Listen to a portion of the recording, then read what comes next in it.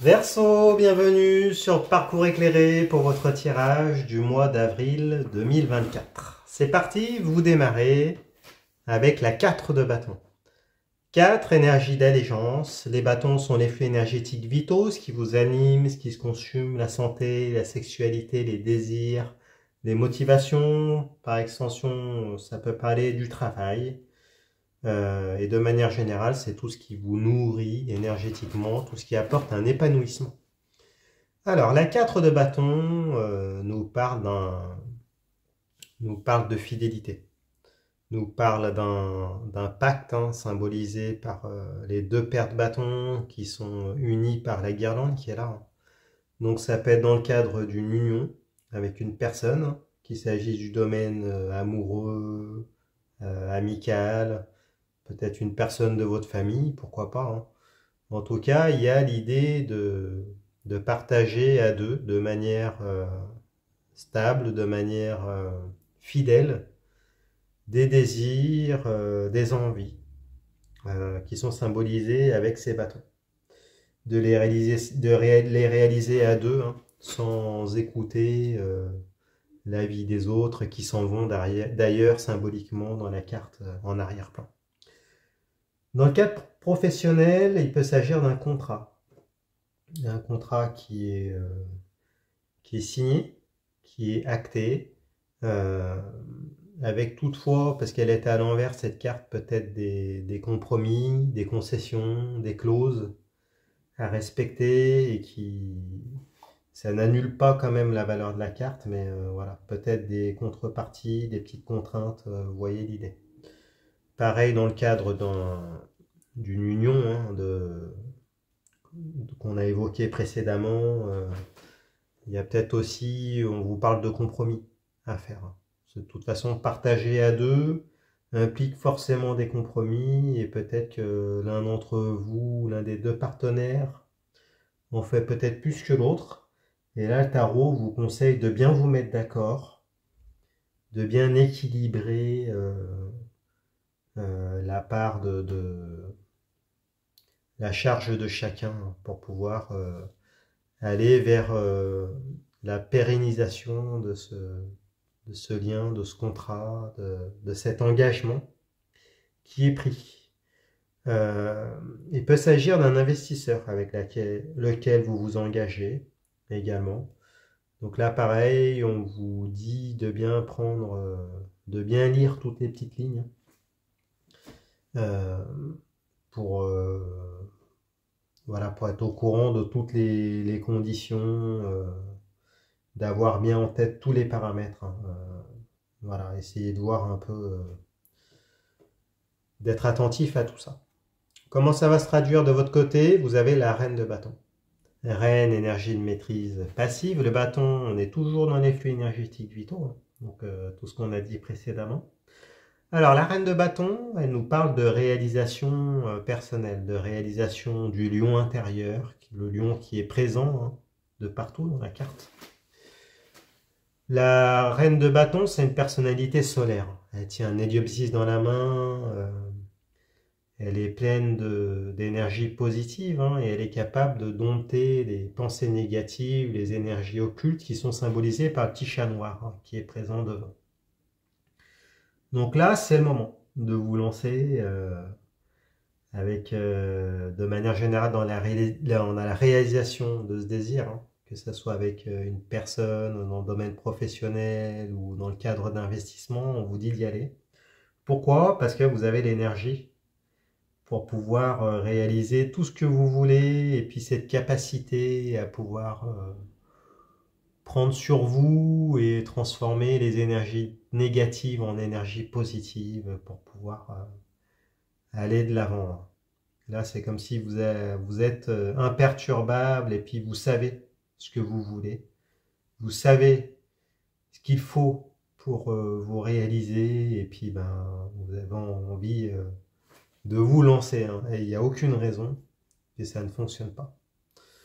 Bon, on va avoir plus d'informations en regardant chez cette personne à laquelle vous pensez et s'il ne s'agit pas d'une personne, dans les énergies qui vous sont extérieures, qui sont dans votre environnement. Il y a la 8 d'épée. 8, énergie d'obstacle. Les épées sont les armes physico-mentales qui servent dans les rapports de force, les interactions, la communication. Donc, il y a une situation enfermante, de manière générale.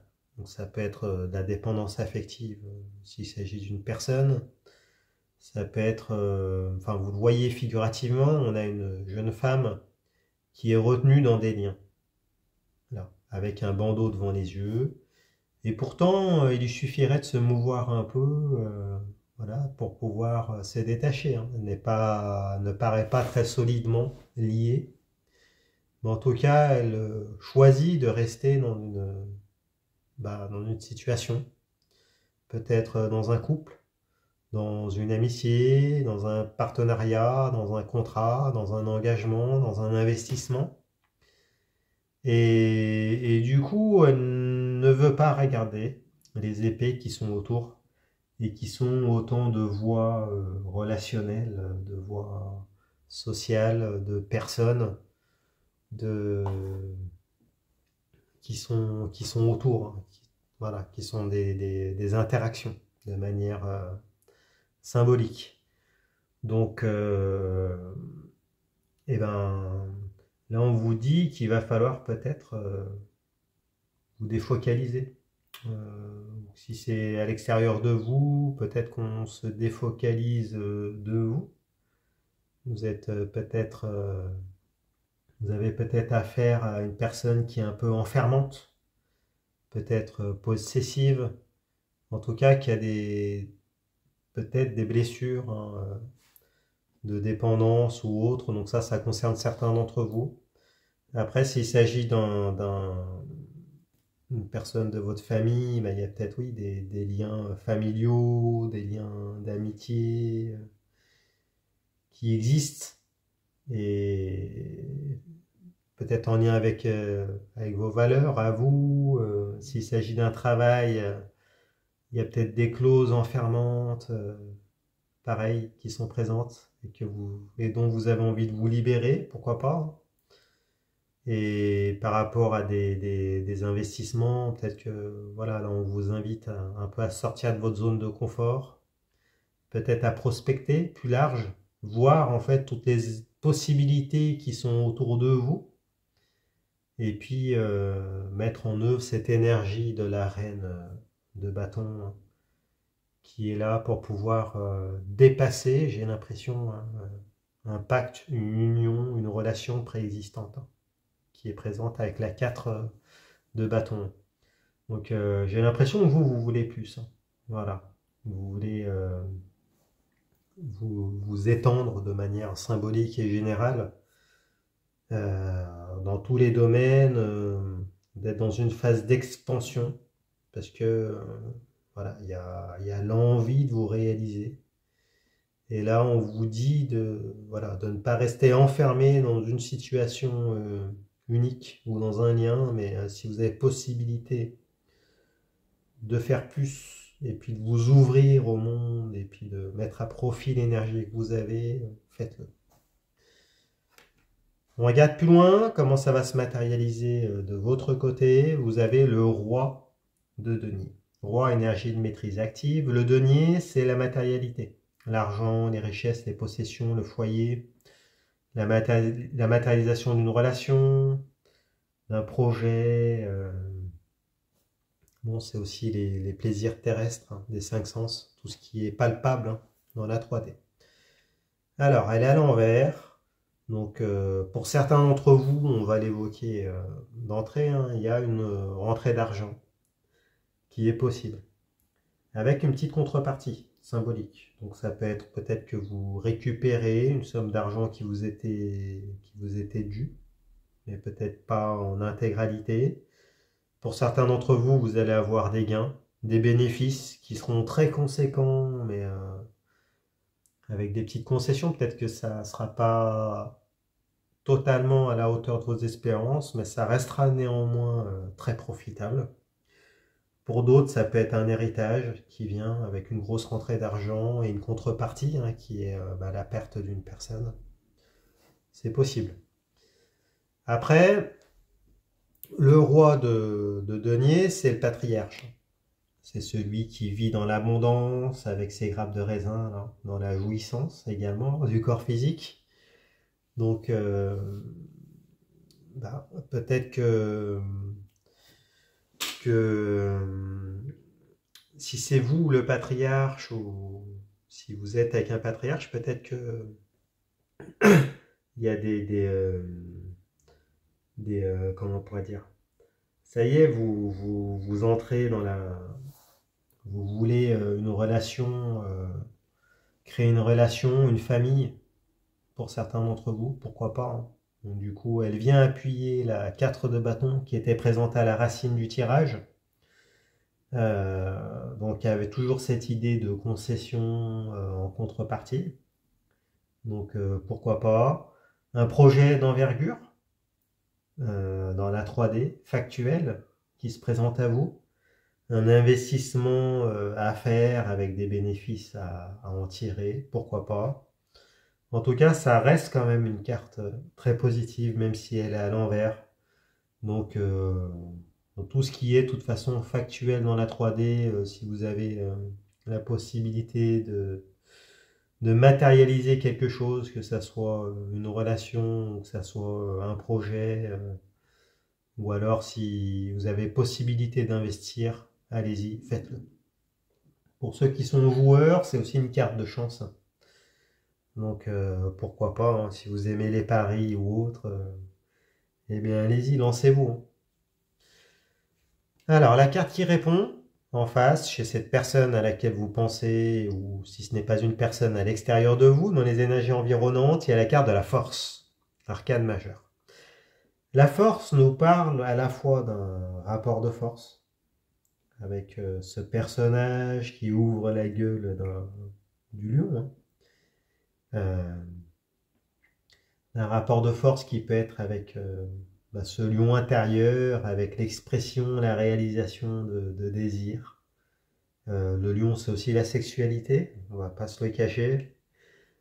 Donc, il y a l'idée, comme elle est couplée avec le roi de denier, peut-être l'envie de consommer, d'aller vers la pleine expression de vos désirs, en lien avec la chair ou pas d'ailleurs.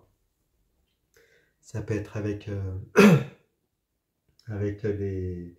un projet de grande envergure qui vous anime également. En tout cas, il y a quand même l'idée de rapport de force, et là, elle est à l'endroit, à l'extérieur, donc peut-être que pour certains d'entre vous, il y a l'idée, peut-être que vous avez peut-être peur de perdre la main, de perdre le contrôle sur une relation dans laquelle vous n'avez pas, comment on pourrait dire, vous n'avez pas la main, on va dire que le rapport de force vous est peut-être défavorable. Voilà, c'est peut-être ça.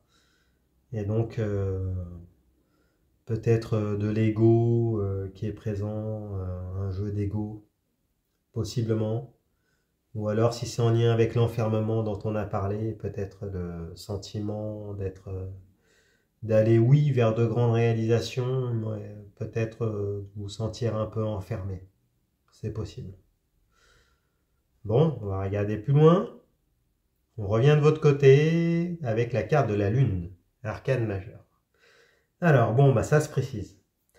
La Lune, c'est symboliquement une période de lunaison. Donc là, ça va être le mois d'avril, avec ce projet qui est en gestation et qui à la fois euh, est positif parce que la carte est à l'endroit, mais en même temps, il y a des zones d'ombre. D'accord? La Lune, elle a toujours une face cachée. Derrière, elle présente toujours la même face. Et là, vous le voyez, dans cette carte-là, il y a le soleil en arrière-plan qui vient éclairer la face cachée de la Lune. Donc peut-être des, euh, des révélations, des secrets qui vont être levés pour certains d'entre vous, des zones d'ombre qui vont trouver une explication pour d'autres. Euh, Et sinon, peut-être que la peur de ne pas tout maîtriser, de ne pas avoir à votre connaissance tous les éléments, et du coup une forme d'obscurité hein, qui est présente, d'angoisse potentiellement. La carte de la lune, c'est aussi la carte de la maman. Donc là, vous aviez le patriarche, là il y a la carte du foyer et de la maman, avec la carte de la lune. Donc peut-être ouais, des révélations qui sont faites avec une maman, votre maman, une énergie féminine, en lien avec un projet ou en lien avec votre famille, dans le cadre d'un foyer. C'est tout à fait possible.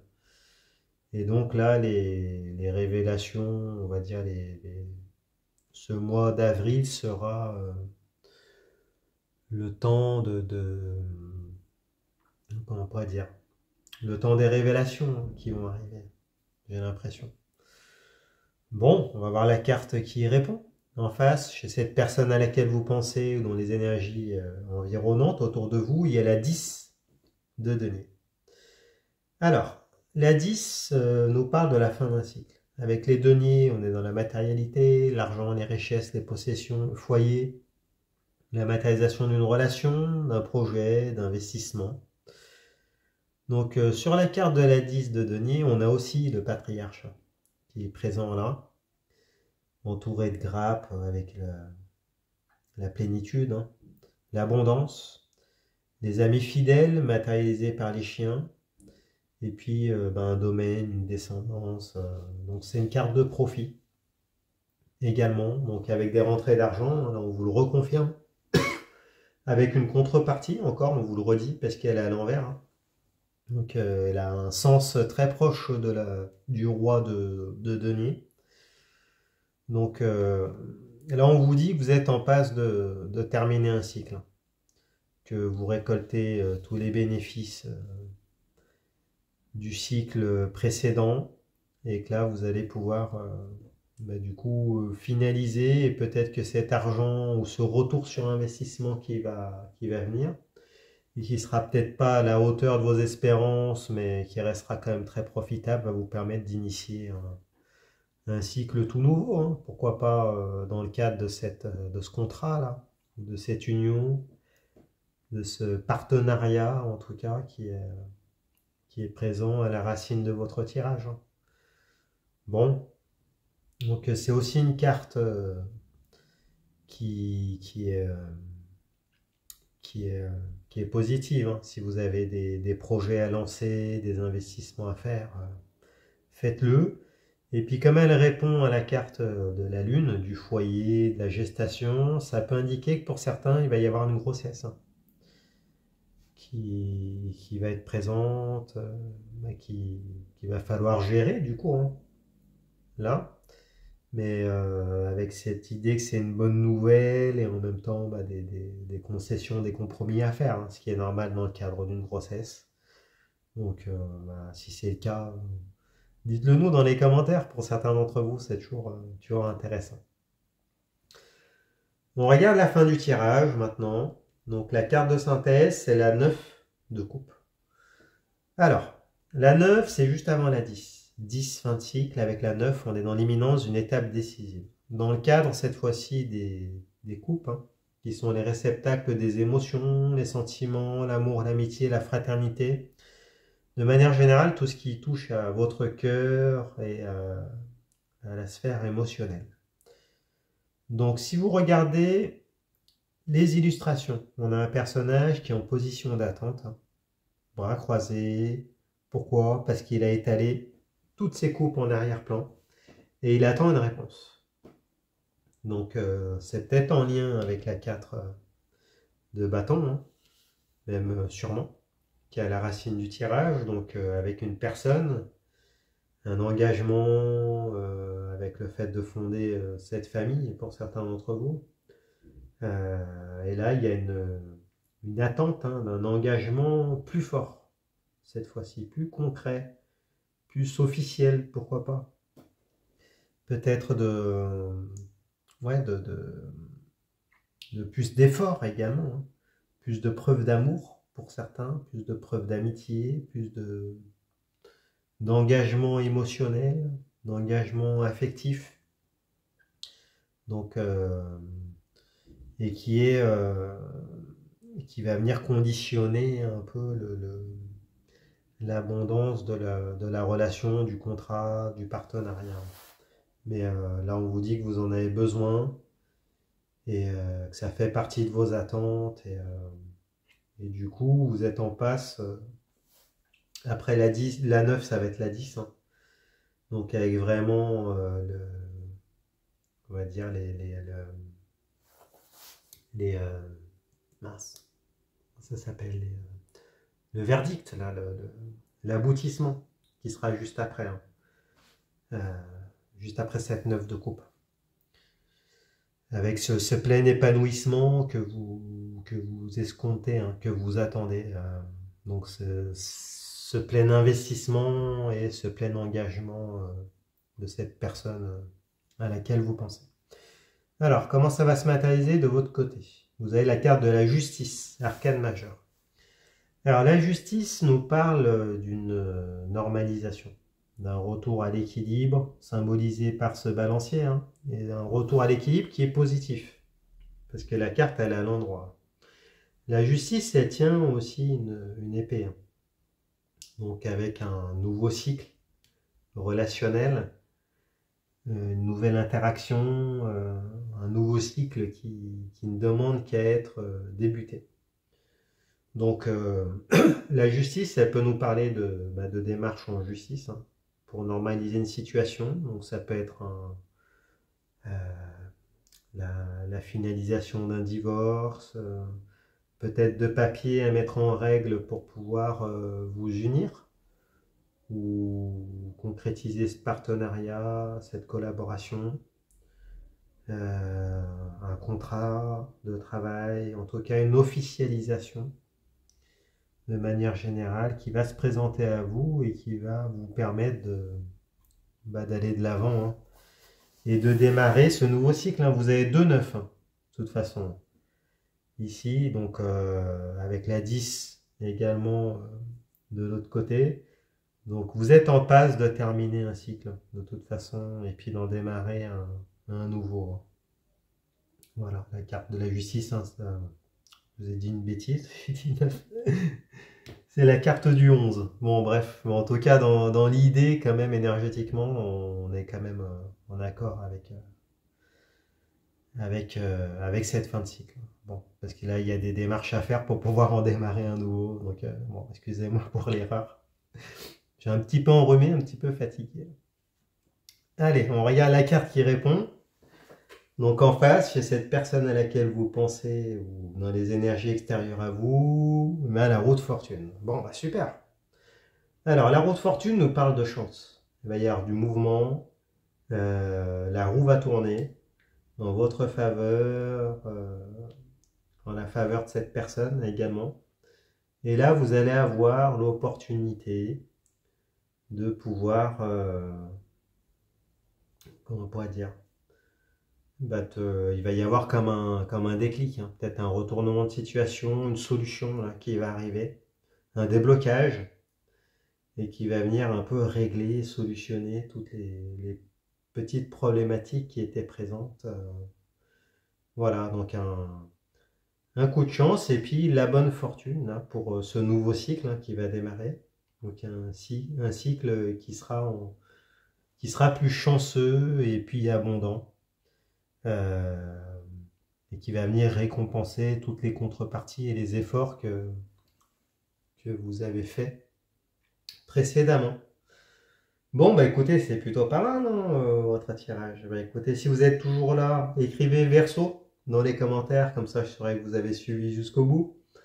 Si ce tirage vous a plu, vous a parlé, mettez-moi un pouce, ça fait toujours plaisir. Abonnez-vous, allez voir les autres tirages pour vos signes ascendants et lunaires, vous mélangez tout, vous aurez ainsi une lecture plus personnalisée.